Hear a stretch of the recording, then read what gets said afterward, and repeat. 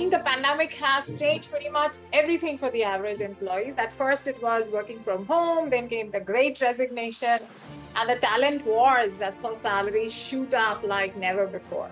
Challenges of hybrid operations, and now moonlighting. Moonlighting in the job space has become a hot and highly debated topic. I mean, highly, just it's an understatement. And I think which has risen due to the concept of working from home, that becoming a norm during the pandemic in probably many forms. Is it safe to say that moonlighting is one of the offshoots of the new normal?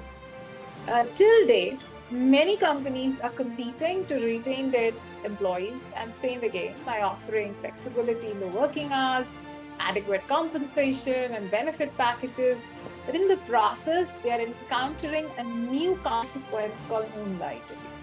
While the hiring boom has encouraged employees' candidates, the fault lines have started to form among employers when their employees are taking up a second job without the employer's knowledge. Now, some call it unethical, while others believe it is the need of the hour. So to deep dive into the concept, I have with me probably the most diverse panel one can have the privilege of moderating. And I know a panel which would be outright honest and provocative in their views on the subject. I've got Sunil Chemmankotil, who is the CEO of TeamLease Digital. I have Priya Gopalakrishnan, who's CHRO for TeamLease Services.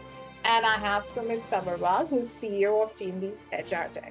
Now, to start with, what is this thing called moonlighting? You know, Oxford Dictionary defines it as to have a second job that you do secretly without telling your main employer. I think there is a lot in the definition itself.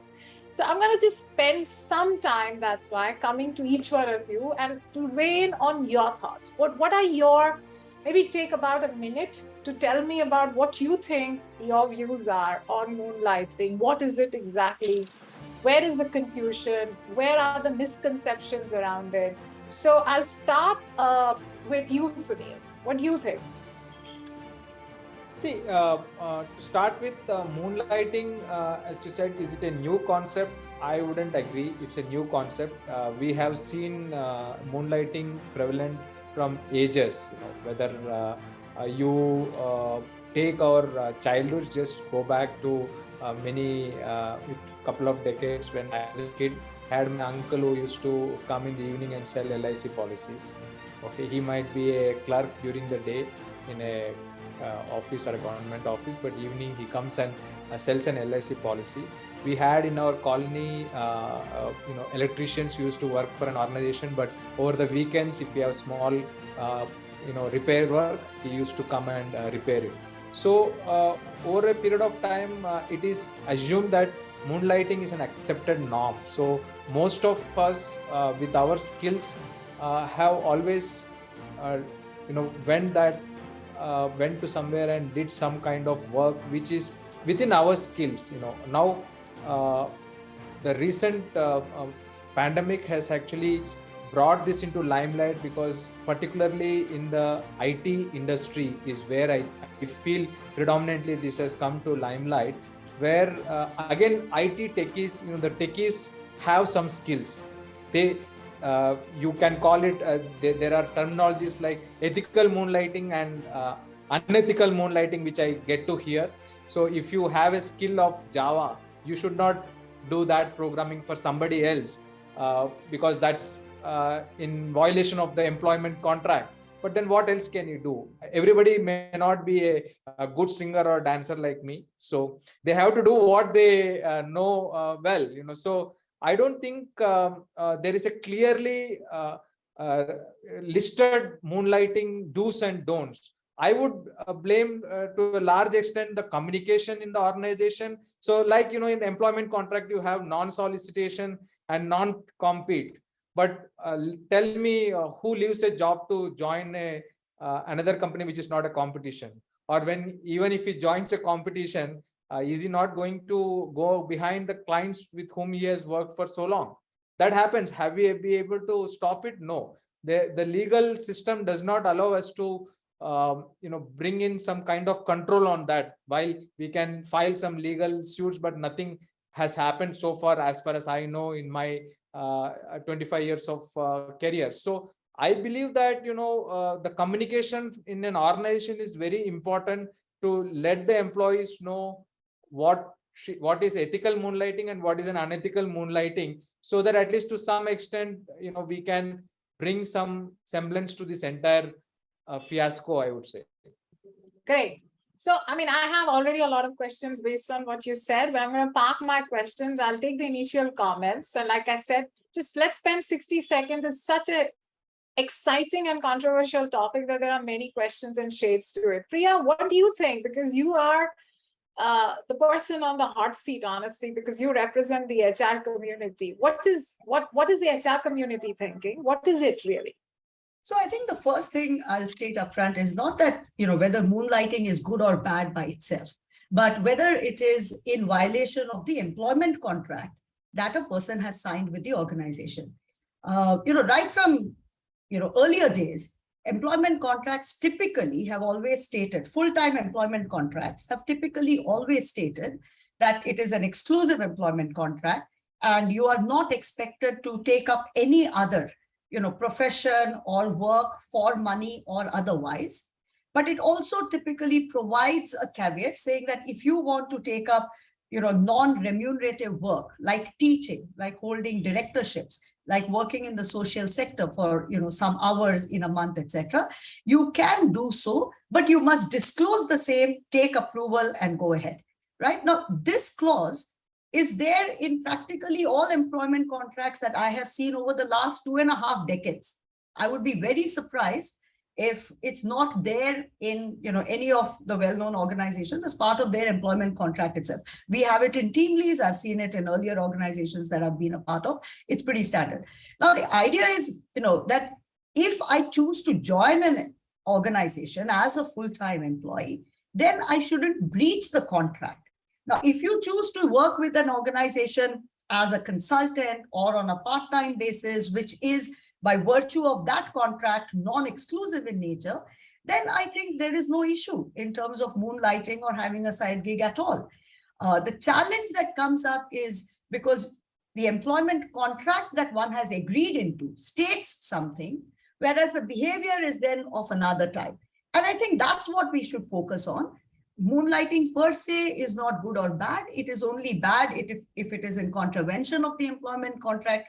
Otherwise, there is no issue in it. So I'll pause here. I'm sure there are many other variations and nuances to this, but yeah. So sure. Probably. Yeah, Sumit, what do you think? And especially if you could also weigh in from your vantage point, because there is a lot of chatter that's going on an employer's ability to now supervise employees around this. And what do you think? I mean, is that even possible? Whatever your thoughts are on the subject. Sure. Thanks, Ritu. And I completely agree with what Sunil and Priya just mentioned about moonlighting. And agree with each other on this. This is supposed to be controversial. Yeah. Yeah. So it has been while it has always been in various shapes and forms right from the time the employer relationship has begun.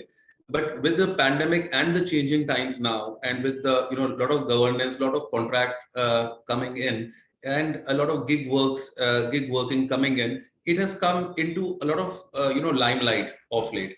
Now, when all these things were happening, the technology also was the HR technology was also developing to take care of all these new way of working of the employer-employer relationship, and the employee engagement.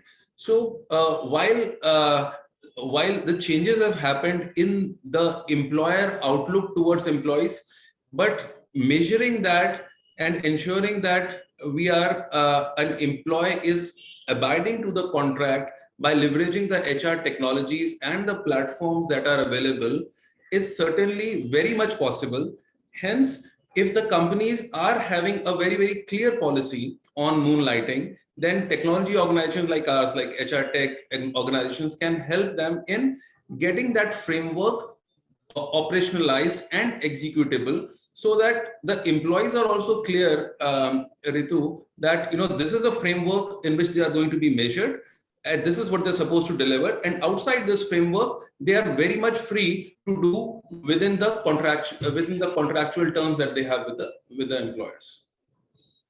So I think let me play, given that all of you guys are pretty much trying to say the same thing, let me play the devil's advocate and speak on behalf of the employee community, who essentially have been arguing that there is nothing really wrong, ethically or otherwise, in doing moonlighting. I think most of the argument that I have heard about, and I've witnessed one-on-one in some of the sessions, is that what I do after my work hours, my employer does not have any right on this. I think that it's coming out over and over again, right?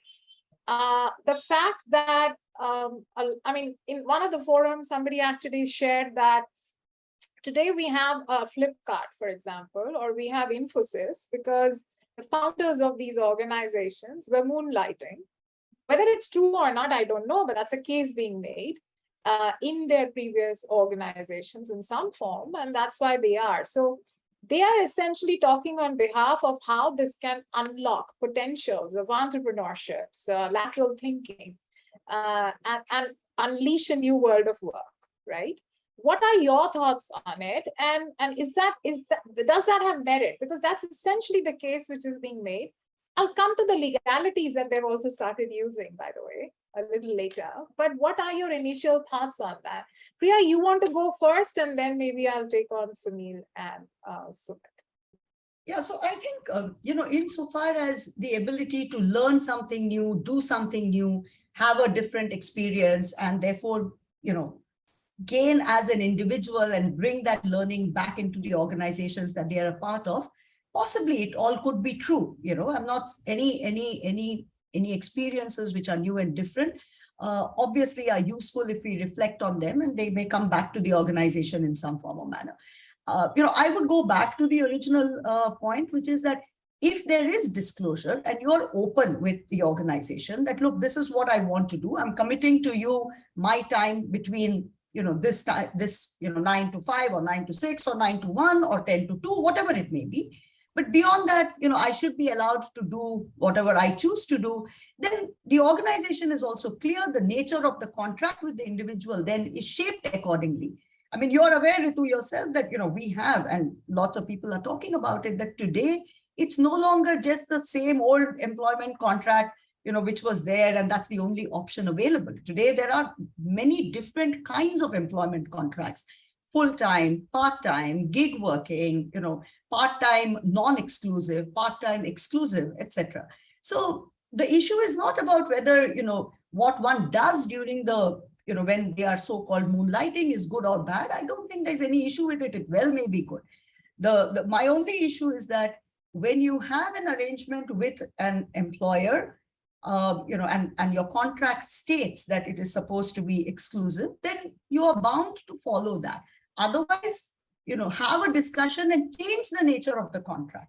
Enter into a different kind of contract. Priya, do you think that our employment contract is actually clear to respond to that one point where they're saying that I am supposed to work with you on a weekly basis for 48 hours? No, it is not true, because as I said, most organizations are not, prior to this whole debate about moonlighting, and you can look at the TeamLease employment contract as well. And as I said, even other organizations that I worked with, the standard clause for full-time employment typically has a clause on either exclusivity or non-dual employment, as it is called, which calls out that you are not supposed to take up any other work, whether for remuneration or otherwise, as long as you are employed by the organization.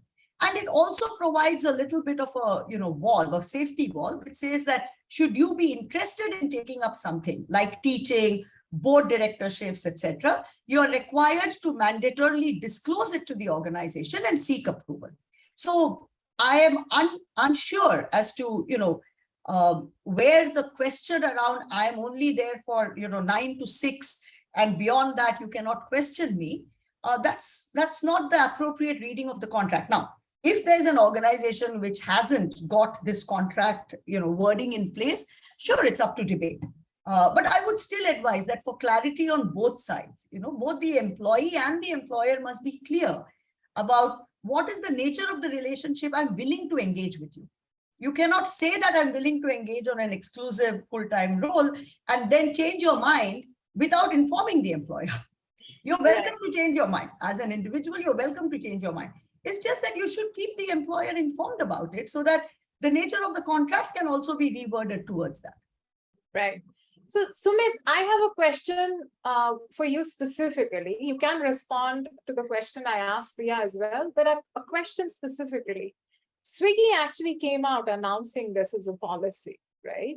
What was their thinking, right? I mean, all the debates that we are hearing, which are from an employer perspective, questioning again, pretty much whatever you guys said so far about the do's and don'ts.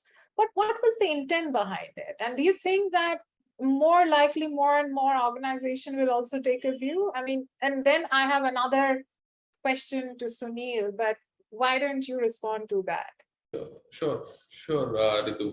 Ritu, I think while some of the employers like Swiggy and some of the other employers are realizing that what is the intent of an employee to go and have an alternate source of income. It can be low salaries, it can be raising inflation, it can be they want to do a parallel income stream, or maybe COVID pandemic induced work life or hiring freezes, or entrepreneurial spirit that we mentioned earlier, or some lack of appreciation by the earlier employers. There are many reasons why an employee goes out for a option like moonlighting. So what some of the progressive organizations have understood the triggers for any employee. You use the word progressive. Are you saying the rest are not? Yeah.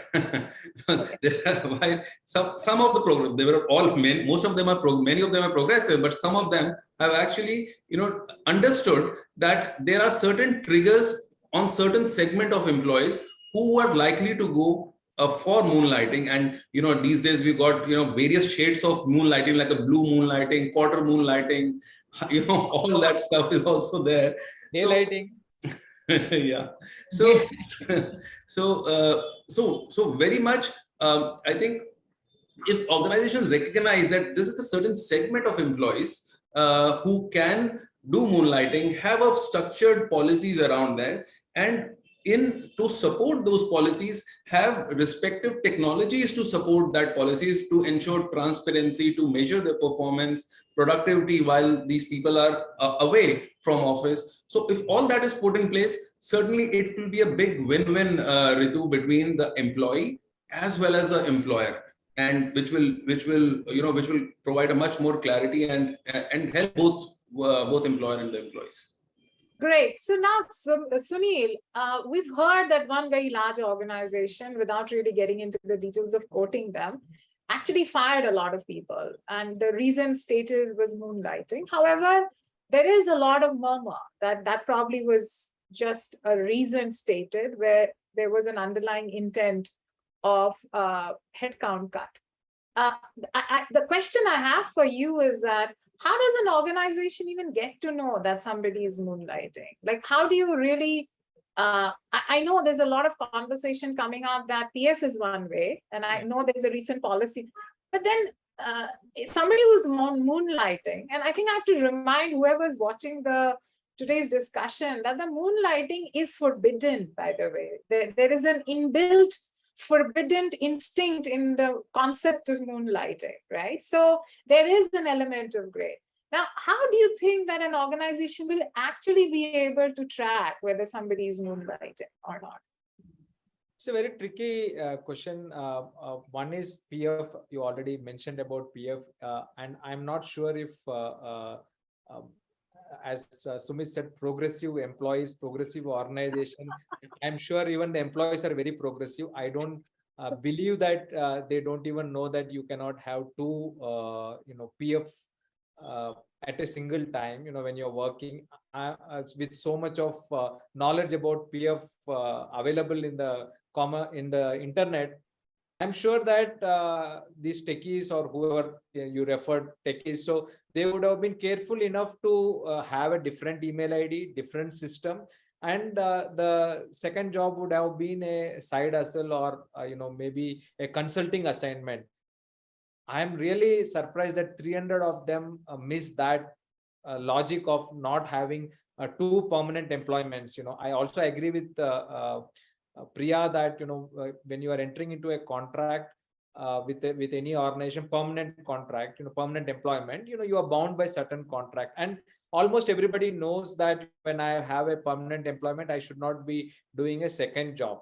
So in this particular situation, I'm really surprised that 300 of them did not know that you can't pick up another permanent job, and they got caught. If that is the case, the alternate is that you have I would not want to call give it those hacks out. Like, Sunil, why don't you give those hacks out?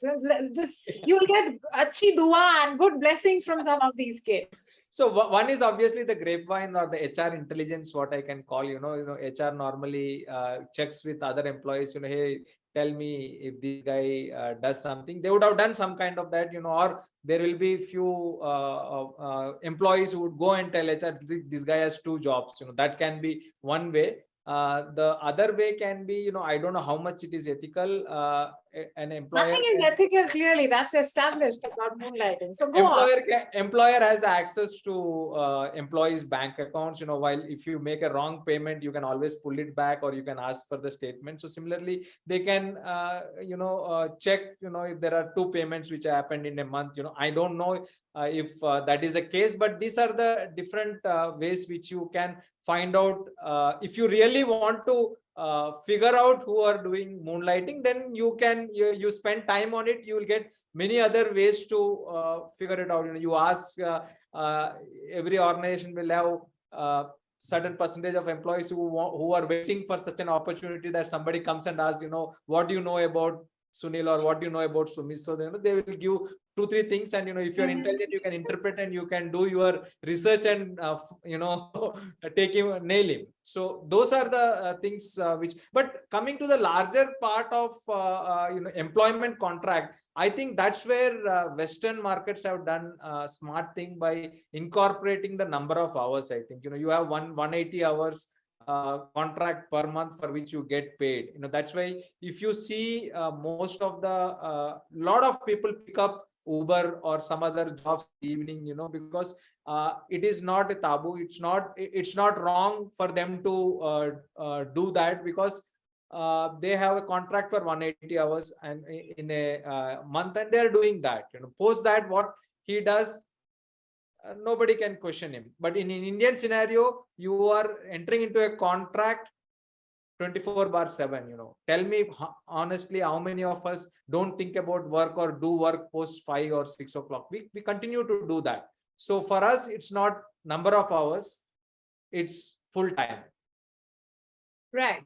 So Priya, given that, you are the one who essentially, if you were to now build a policy about tracking moonlighting that might be prevalent within the organization, how would you put in a process in place to kind of tackle or supervise or assess?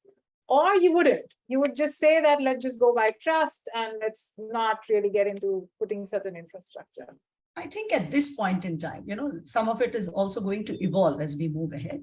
But at this point in time, I would probably just do a reiteration of the fact that, if this is your employment contract, which is about exclusivity and, not taking up any other job, unless it is disclosed and agreed, I would really do that. One doesn't go looking for, one doesn't do a witch hunt in that sense. And certainly at this point in time, I think it's too premature and would, in some ways also corrode the trust that mutual trust that one would like to have with the people who work for us.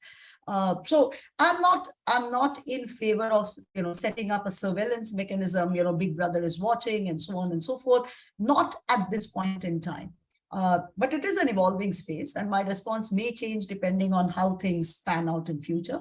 But that would be, I would also like to talk about a couple of things, and maybe, Sunil and Sumit and Ritu, you yourself can weigh in. One is that it seems to be as if moonlighting is something which has a lot of benefits for employees, and somehow organizations are coming in the way of employees being able to reap those benefits. I'd like to point out that I'm not entirely sure that that's the right way to look at it, right? Because, assuming we go ahead with this culture where on both sides, organizations as well as employees, we believe that for most people, we are not really interested in them having a full-time exclusive role with us, then the organization's response to issues around benefits, like say hospitalization, term life, or even career paths, providing people opportunities to grow, investing in learning and development, those will change quite dramatically, because it will become even more transactional than where we are today. And I'm not sure that, I think a lot of employees, a lot of our people may not have thought through some of the unintended consequences of trying to push for this as a preferred, model of employment. If we were to say that, look, we will have only 10% of our employees whom we expect to be exclusive, right? And the rest, you're free. You commit only so much time. The rest of it, you're free to moonlight. Think about the organization's lack of interest in investing in upskilling, in providing career paths, in taking care of people from an ecosystem perspective. I mentioned a couple of benefits like hospitalization, term life, which are basic, but there are many other aspects as well. So even if I were to look at this from an employee perspective, I'm not entirely sure that, if one takes this path to its natural conclusion, it is, we have arrived in paradise. It might end up being quite the reverse. Right. The other thing which I want to talk about is that this whole thing around moonlighting is also in some ways contra to this prevalent trend of saying work-life balance, right? Most people struggle with work-life balance in a single job, 9 to 6. And, you're telling me that, it's okay, I can manage 2 jobs and I'm willing to do that. Sure, it may be true for a minority of people, and that minority must seek out a different employment contract. In today's day and age, there's, and with the overall scarcity and tightness in the talent market, an employee is, in a good position to come and say, hey, you know what? This is the kind of contract I want to have with the organization. Right. So I think great points. I mean, one of the unintended consequences bit is so important. And around that point, I want to bring you in, Sunil, that are we essentially saying with the concept and the fact that there is so much demand? I don't know first and foremost whether there is so much demand or there's just a extrapolation of a noise from a minority. However, let's just say that there is an stated demand for flexibility. What I'm essentially hearing is that give me flexibility to do whatever I want to with my time.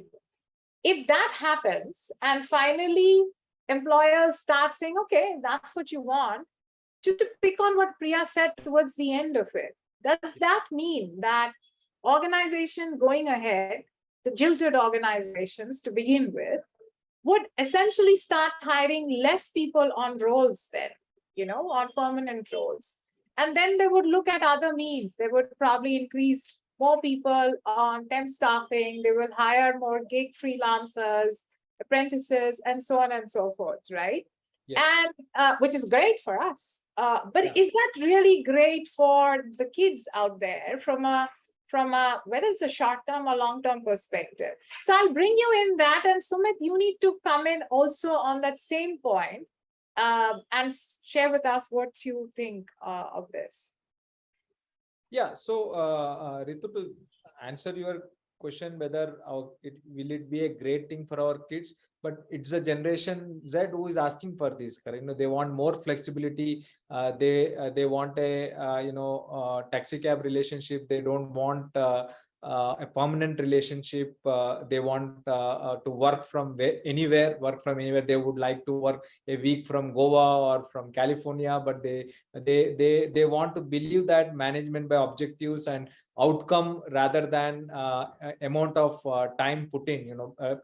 Historically, I think if we step back, the current model of relationship between employee and employer is a command authoritative relationship, which comes from industry 1.0, 1.2. Not anymore, Sunil. Yeah, Not anymore. I beg to differ with you, because tell me how many of how many of the people who report can dare to object to you. I really find it My very team does it all the difficult. time, quite No, freely. but in a large team who reports to us, you will get 95% of the people agreeing to the boss.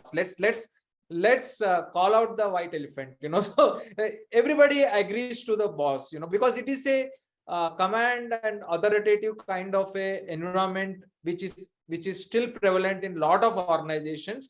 And the future of work is not going to be that.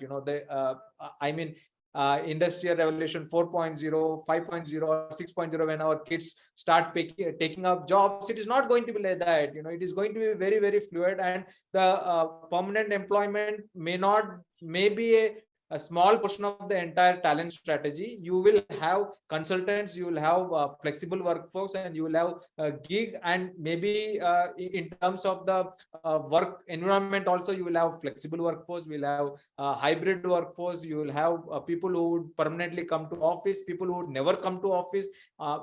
We currently, some of my friends in US have never seen their office. In the last 5 years, they have not visited their office. That might happen here also. So I think we should be open for that culture and that change, and we should create a platform for that. We cannot still hold on to saying that, command authoritative, I say karna padega, you should do like this. I think this change, what change is happening between employee-employee relationship is the crux of all this issue of calling out moonlighting, and taking moonlighting as a reason to penalize the employees to large extent.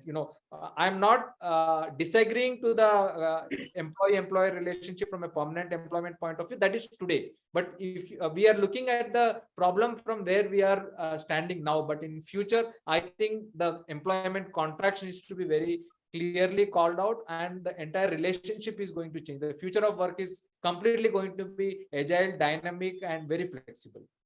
So great. Sumit, I think from picking on again from what Sunil said, I've got a few things added, and then please respond.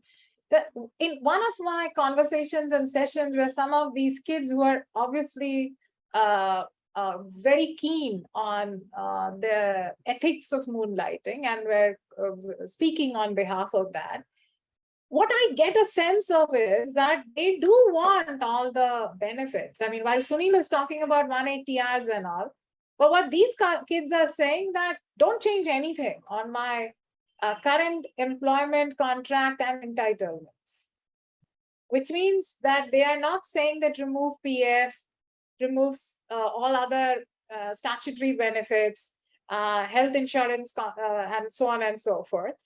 Don't touch any of that, but still give me the optionality of making some extra buck on the side. And if that's the premise, look, I'm okay if there is flexibility on both sides, but how do you think employers will now respond to that?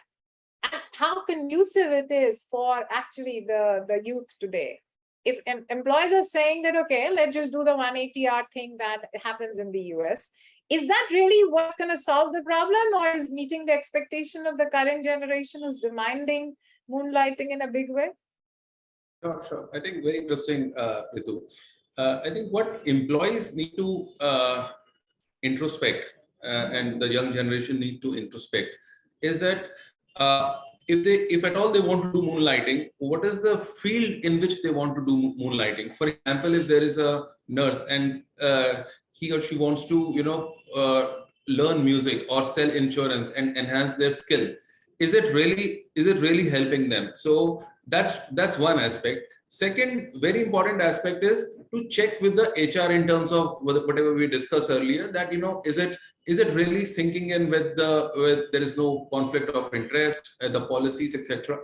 And then considering why why you're doing, not only because of the secondary income or a supplementary income which is coming in, but also does it fit into their entire career path, because they have to, they have to have a glide path on their career. Is these skills which they are doing as a second job, is it will be helping them in that?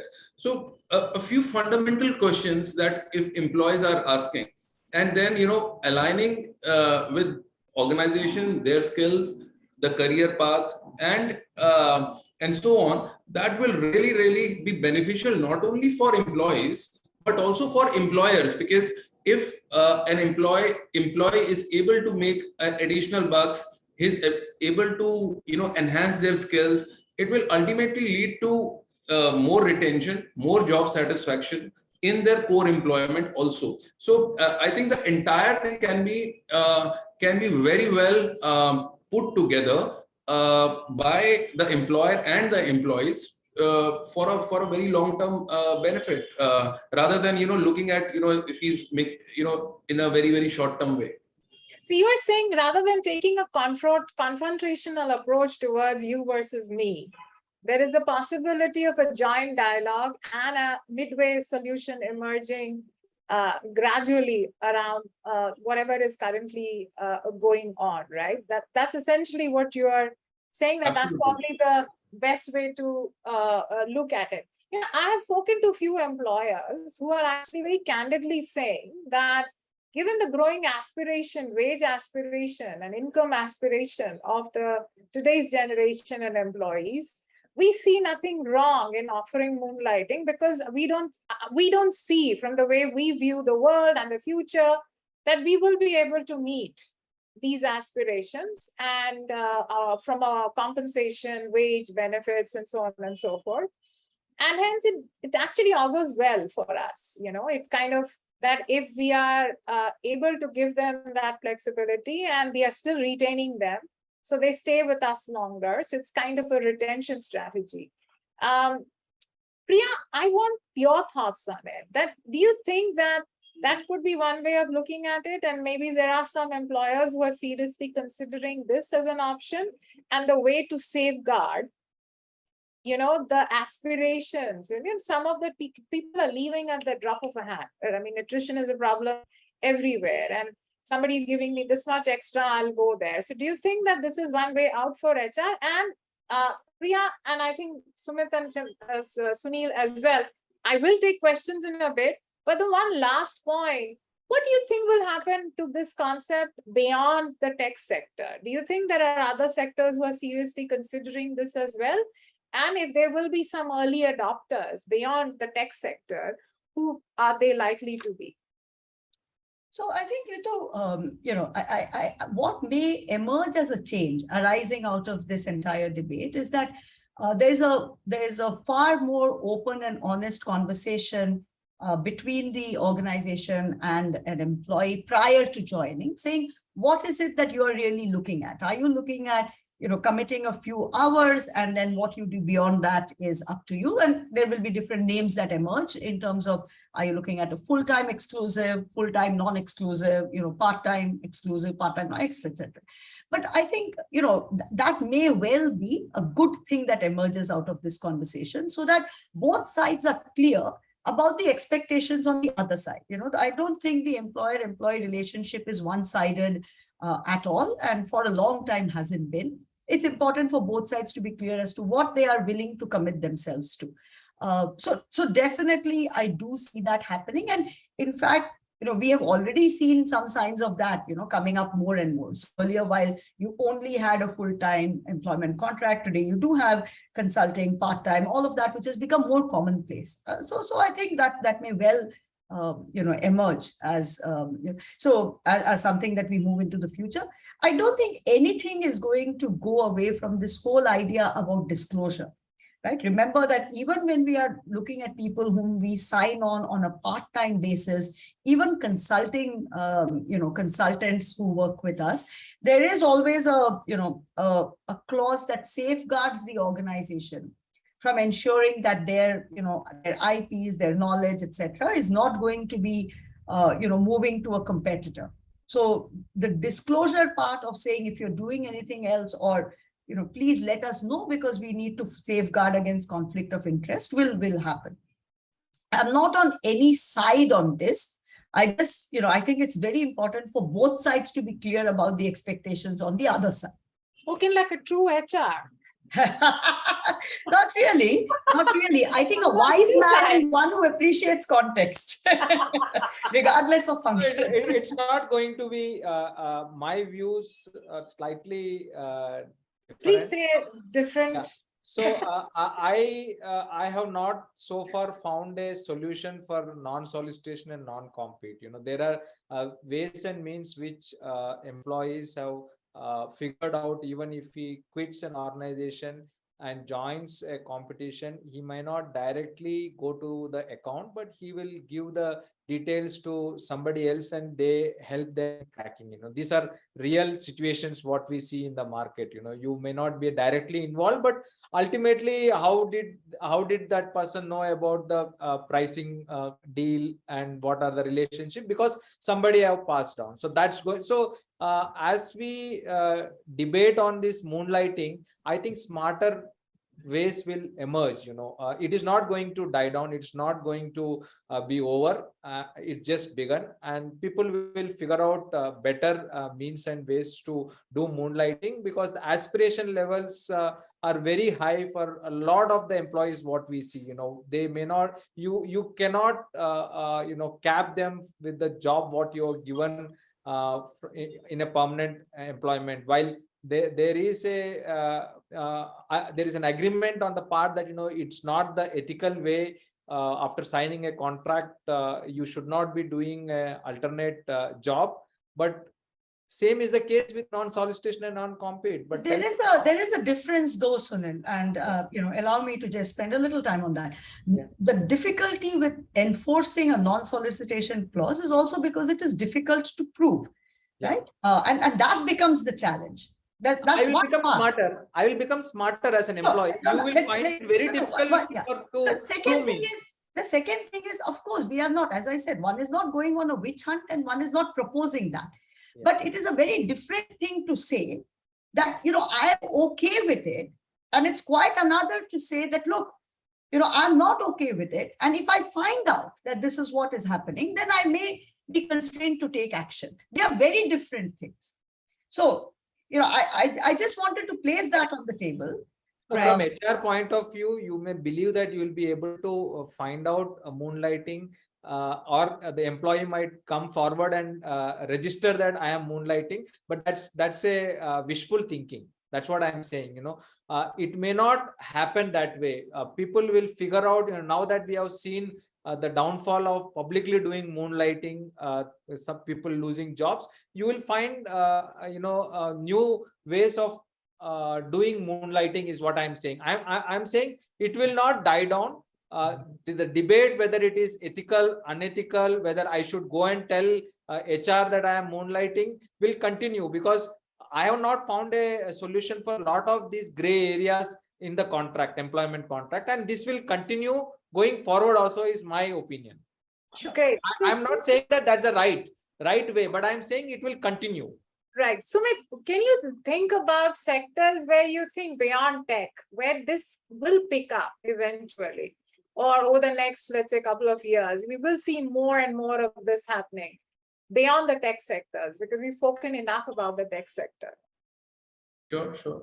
So I believe in one of the sectors is certainly the ITES, which is the BPM sector, wherein employees, a large amount of workforce is supposed to come and log in for 8 hours a day, and then for the rest of the time they are free to do whatever they want to do, because their contracts are like that, 176 hours per month. So that's one sector that comes to me. Second is the BFSI sector, where people already have a lot of access to the branch banking and all that stuff. Now the related fields like selling insurance, selling other financial products. So all those kinds of sectors are something, or engaging in trading or helping some. So all those things are or teaching. All those sectors are something that are already having moonlighting in one form or the other. whether it's a full moonlighting or a part-time or a freelancing which is done. So that will certainly come into more and more discussions after the IT sector, Ritu. That's what I believe. Okay, so I think now we've got But actually. just to add one point, Ritu, we have been in this entire discussion, we are saying that people are picking up moonlighting for a better pay or for earning more, but it is not the case always. I also have examples where people have picked up side hustle to experiment or to learn or to do a different, to build a different product which challenges them or which gives them kick.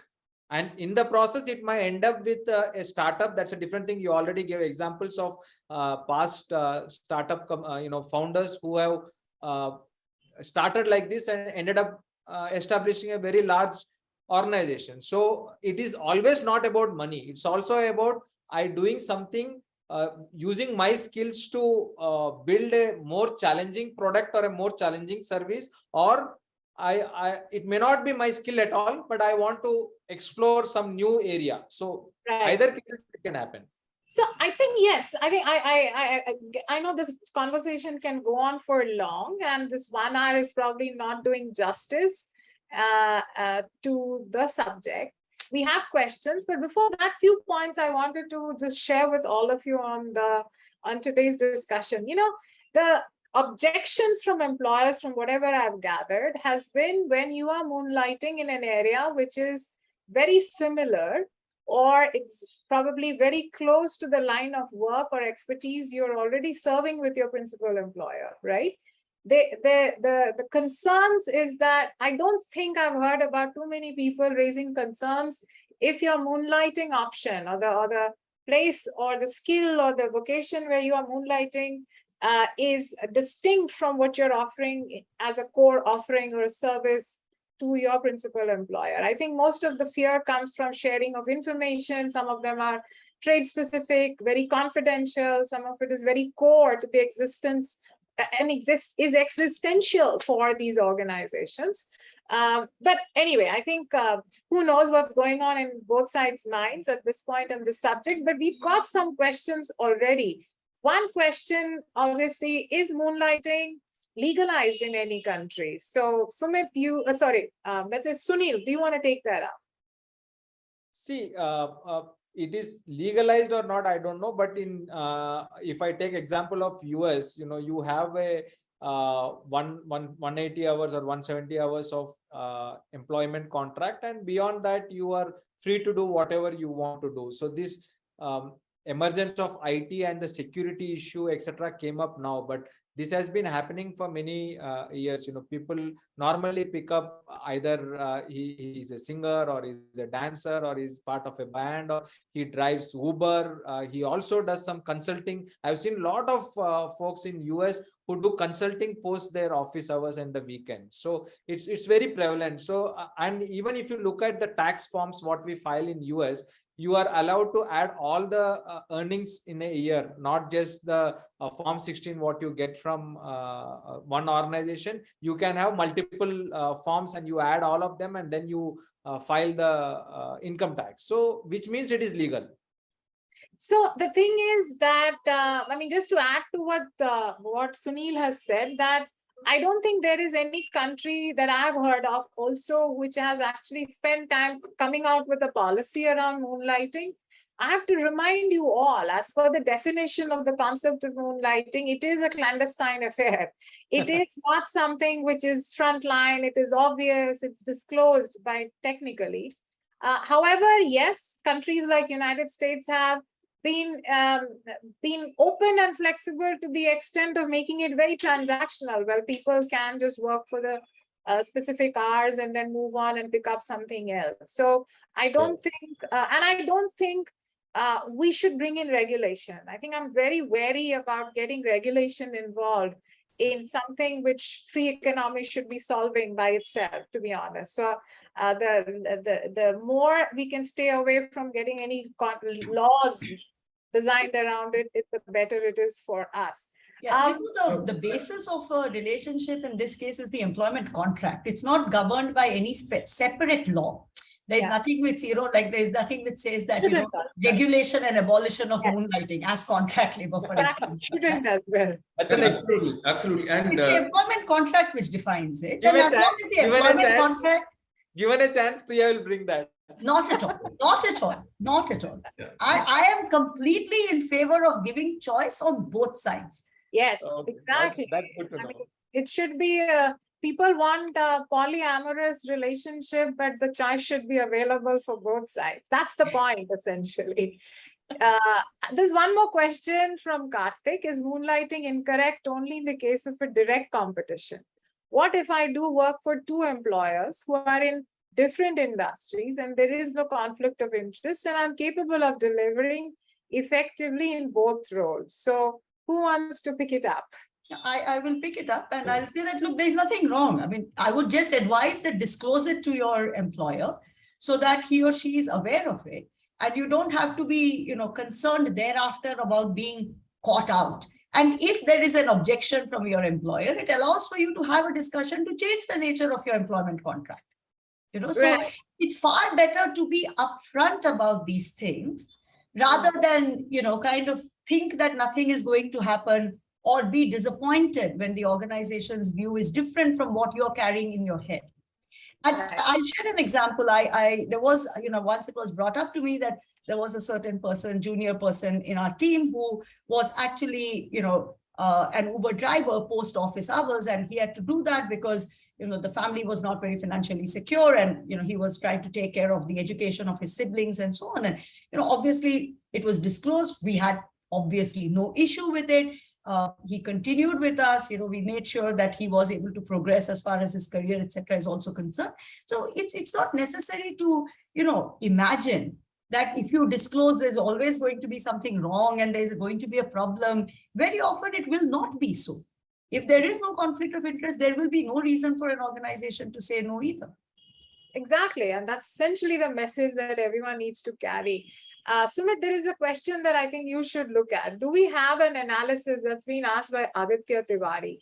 Do we have an analysis on the performance and motivation level of employees who are moonlighting? Does it increase or decrease? Also, is surveillance and infringement into personal space? Big one. Sure. So there is no formal analysis which is available as of now, which clearly defines that a set of employees who is doing moonlighting has decrease in productivity or the deliverables. But certainly it takes a toll on the work-life balance that we discussed earlier. Now, while managing in certain roles may be easier, a full-time job along with moonlighting. But if you're doing two part-time roles, then certainly it is better for a work-life balance. Again, if it gels well with a career path, the enhancing the skills that you want to do, then certainly it's a better thing. But formally, there is no study which is available that whether moonlighting, in a generic study where moonlighting has led to a decrease in the productivity or increase in the burnout as of now. So the verdict is still out there. So we need to Yes. just wait it out. I think a few of the questions I hope we've already answered. I mean, we've got questions on whether there is, can this be used as a retention technique in some cases? I think we've already answered. So the ones that we've answered already, we're not going to probably delve into those, but let me see if there is anything out there, which one. And there are some comments which are well received, which we will be, I couldn't agree with you more. Like Arun, what you said, pretty much in agreement with what you had to say. We have spoken about it from a supply perspective. The firm which accepts services of a moonlighting person, is that legal or ethical? That's a great question, by the way, by Susmit Patodia. Basically, the question is that there are a lot of employers out there who probably cannot afford probably a full-time employee or needs that extended support of 2-3 hours during. Does that not also open up an option for them? And if it does, again, do they have to worry about the legality of hiring such a person? So this is a very interesting one. Does anyone have a thought on that? Sumit, Sunil, you want to respond to that? And then maybe Priya. Again, there is no law very explicitly, which says that ex company cannot hire or get into a contract with an employee who is already working.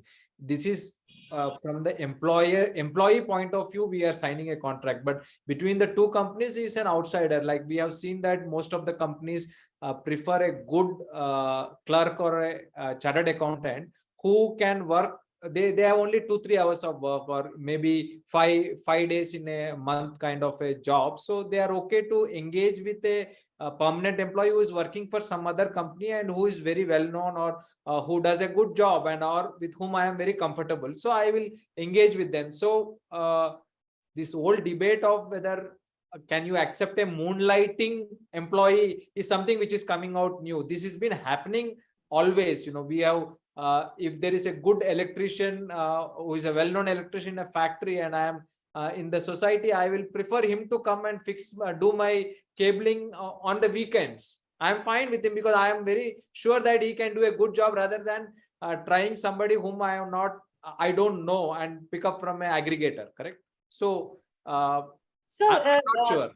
Priya, moving beyond individuals, right? Do you think even large established organization can look at this as an option for availing talent for some jobs, which don't need full-time employees, but needs a regard at that point, or a solution at that point, or an expertise? Yeah, so I think there are two ways I would put it. One is that, as an employer who is hiring somebody who is a moonlighter, right? I mean, of course, my contract with that person will be for a part-time, few number of hours. It's not full-time. So there is no, one wouldn't be concerned about that from a employment contract perspective.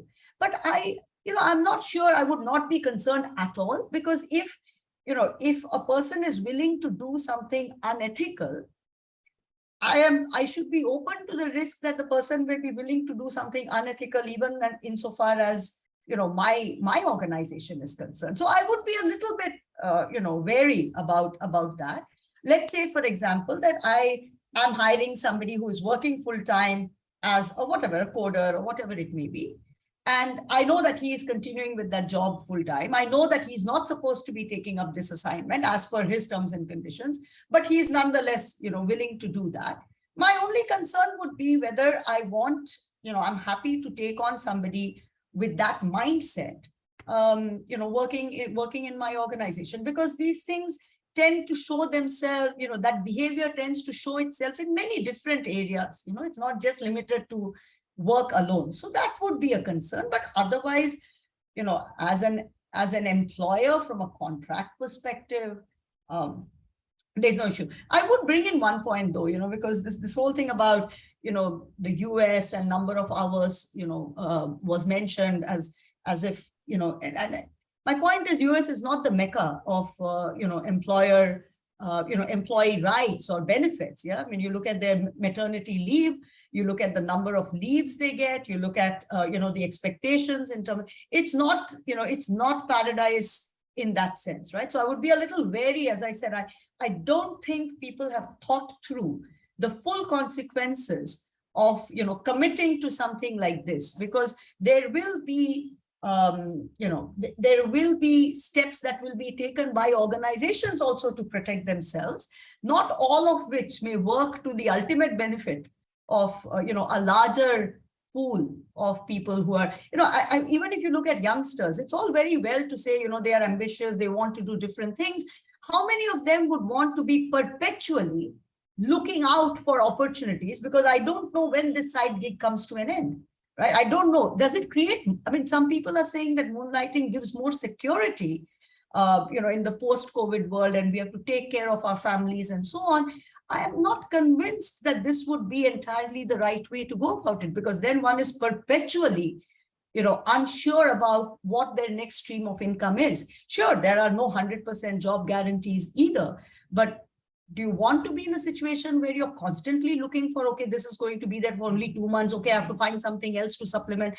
It may not be the best way of, having one's working life, but people are free to choose. People are free to disclose and choose the options that they want to take up. No, absolutely, absolutely, Priya. And while US had Fair Labor Standard Act, which earlier allowed an employee to work in two organizations, but I think off late last year they have actually removed the joint employer rule.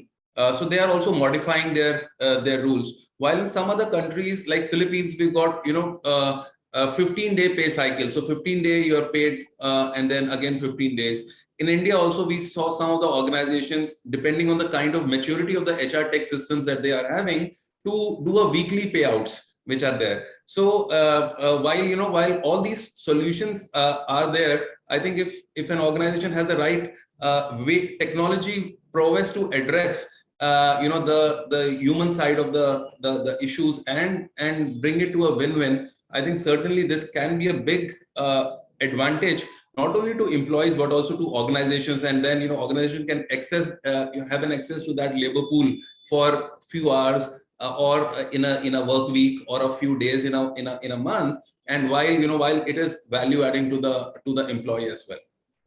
So we have viewers watching us in the show live on LinkedIn. We have people watching us on YouTube. We have people watching us on Zoom today. And we have people on Facebook. So we've got some questions coming in from these platforms as well. We've got a great suggestion and a question also from Upkar Singh, who's watching us on LinkedIn. And he says that, I'm watching to see which organization sets up a Moonlighting help desk.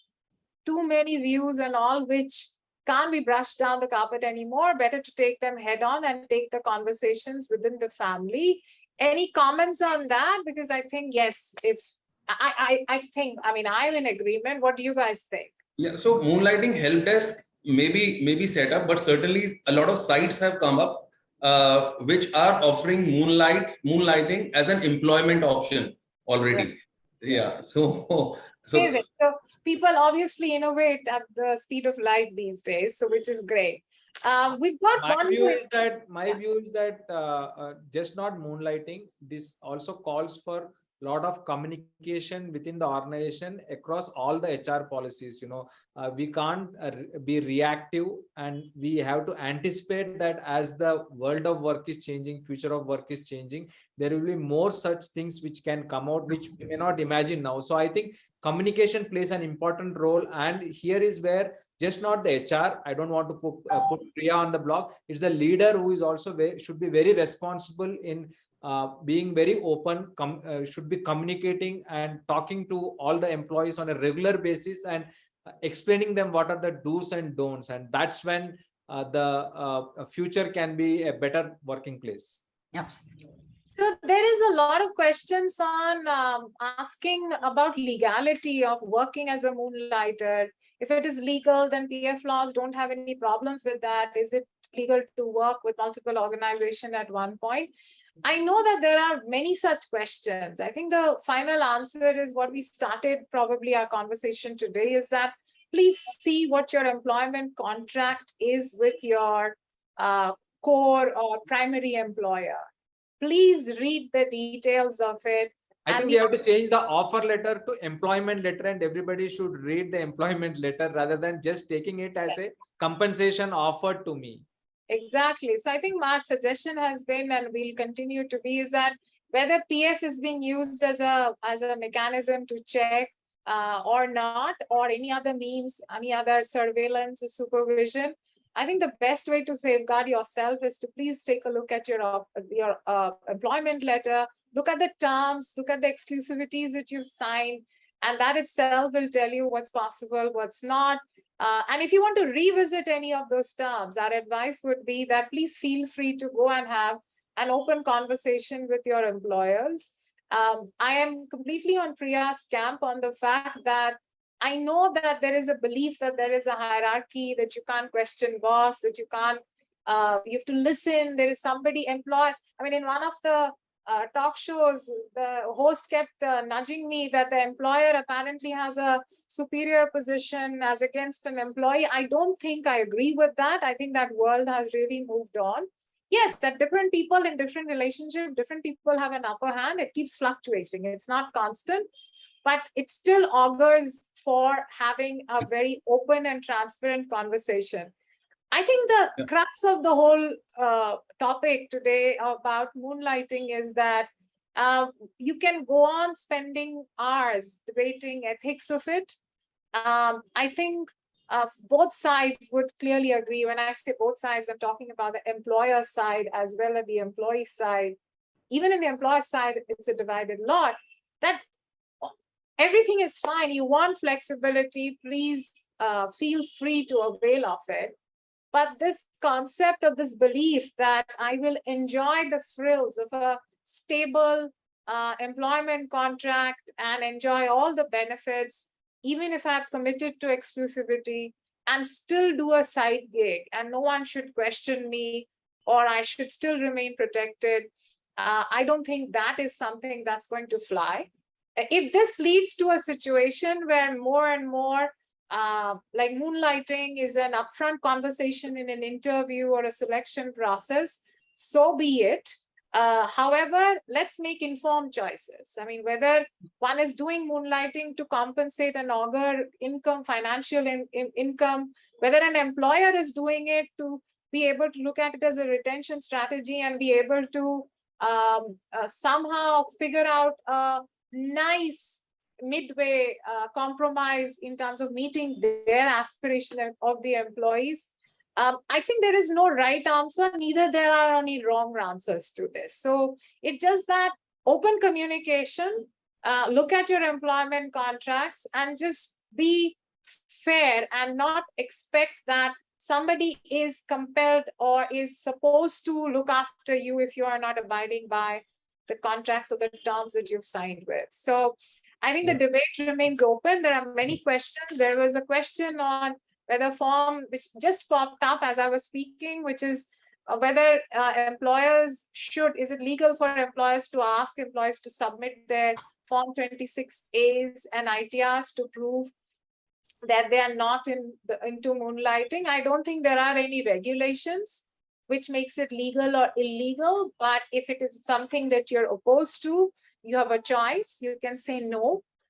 If that leads to certain consequences, well, you should be able to counter it and debate it, but it is what it is, I guess. But I can safely share with you that there is no legality or rule or law associated. Yeah. Only thing is, from a legal perspective, coming from a compliance perspective, the Indian the Factories Act 1948, it restricts certain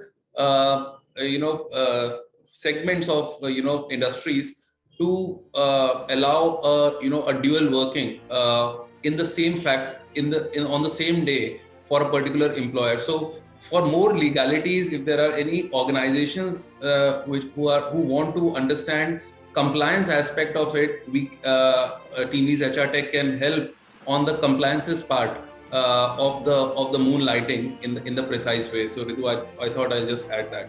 That's very appropriate. I think if you guys ever need any help, guidance, suggestions, I'm not making a claim we'll have the right answer, but as a team, we are spending a lot of time debating, analyzing, and not just philosophically. I think we're spending a lot of time understanding the technicality of this emerging concept of moonlighting. And if you need any help at any point of time, please feel free to reach out.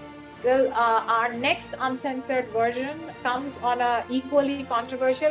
And trust me, we live in there is a juggernaut going on in the world of work right now. You're talking about moonlighting. I'm already hearing about stuff like quiet quitting, quiet firing. So we're going to come up with more of such conversations around some of these emerging, scary jargons. And till next time, please still stay safe. Thank you so much, panelists. As usual, you guys have been amazing and great. And thank you for taking your time out. You were daylighting with me today for this 1 hour conversation. So because you left your work to do this chitter chatter or whatever it is. Thank you so much. I hope you enjoyed. Please write in to us if there are more stuff that you want to hear from us on such controversials. I know I could not take all your questions and answers, but I have a hunch we've kind of covered most of your questions, observations, and thank you for joining us. Take care.